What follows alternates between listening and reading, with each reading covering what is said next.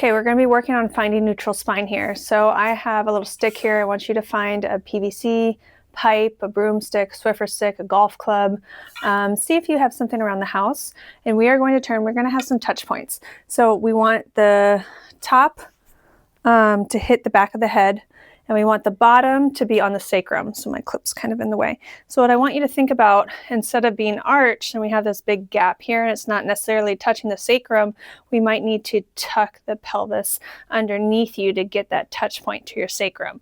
Now, once you have that neutral spine, which is rib cage over hips here, and you have your head and sacrum on the stick, move mine a little bit, soften your knees a little bit, and you're going to bend as one. We want to keep those contact points the same. Okay, so as you go back, if you arch your back, we're going to lose the contact point from the stick to your sacrum. All right, so little tuck here, soft knees. You're going to inhale, send your hips back until you feel tension in your hamstrings. That's what I do. Exhale, come back up, soft knees, and we're not hyperextending here at the top. Okay, so we're going to stay soft knees, rib cage over hips, hinge at the waist. This is a great way to learn how to hinge. Okay, so we're going to be doing deadlift-like movements. This is functional to be able to do a hinge motion.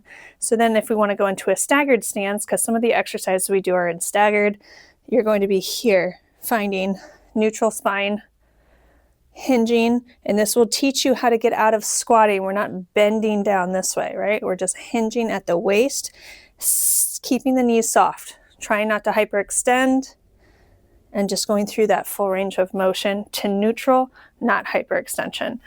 So go ahead, see if you have something at home to utilize, contact point behind your head and behind your sacrum.